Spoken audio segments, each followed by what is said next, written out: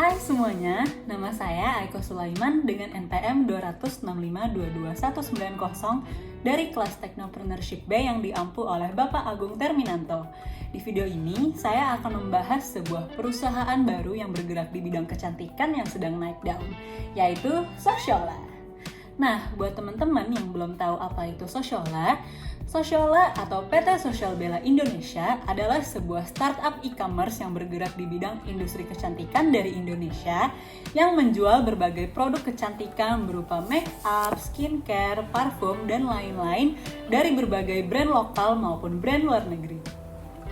Sociola mempunyai identitas sebagai brand retail terbesar dan terlengkap yang khusus menjual produk-produk kecantikan baik secara online maupun offline. Produk-produk yang dijual di Sociola juga sudah terjamin kualitas dan keasliannya karena Sociola terus bekerja sama dengan para pemilik brand maupun distributor resmi agar produk-produk yang akan dijual di Sociola sudah tersertifikasi oleh BPOM. Sociola didirikan pada tahun 2015 oleh Christopher Madiam, John Rashid, dan Krisanti Indiana. Pada masa itu, ketiganya belum melihat adanya startup atau perusahaan yang menggarap sektor kecantikan secara spesifik. Oleh karena itu, mereka akhirnya memutuskan untuk membangun Sociola sebagai e-commerce startup yang berfokus di bidang kecantikan.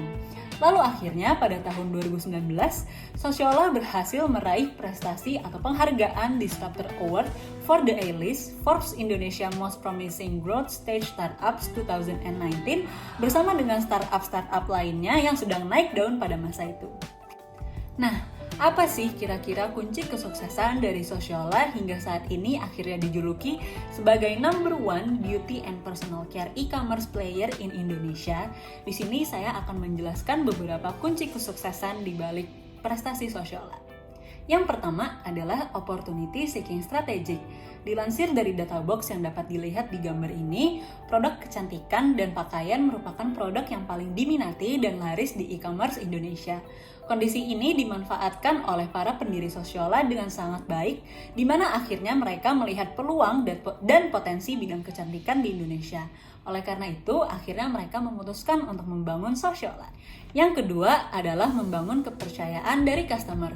Para pendiri Sociola meyakini bahwa e-commerce kecantikan perlu meyakinkan customernya mengenai keamanan dan keaslian produk yang dijual. Hal ini sangat penting karena produk kecantikan seperti make up, skincare itu berinteraksi langsung dengan kulit ataupun bagian tubuh lain customer. Sehingga produk-produk yang dijual harus asli dan mempunyai bahan-bahan yang berkualitas baik. Seperti yang telah saya sebutkan di awal video, Sociola selalu menjamin bahwa produk-produk yang dijual sudah tersertifikasi oleh BPOM. Selain itu, Sociola juga menerapkan prosedur yang sangat ketat dan sesuai dengan standar internasional dalam memanage dan menyimpan produk-produk kecantikan dalam warehouse yang dimiliki oleh Sociola. Yang ketiga adalah Sociola terus aktif dalam mengekspansi bisnisnya. Pada tahun 2019, Sociola mulai menerapkan strategi online to offline, di mana akhirnya Sociola membuka offline store pertamanya di berbagai mall di kota Jakarta. Hingga saat ini, telah terdapat 45 lokasi offline store Sociola di 25 kota di Indonesia. Tidak hanya di dalam negeri, Sociola juga akhirnya mengekspansi bisnisnya secara internasional dengan memilih negara Vietnam sebagai tujuan ekspansi bisnisnya.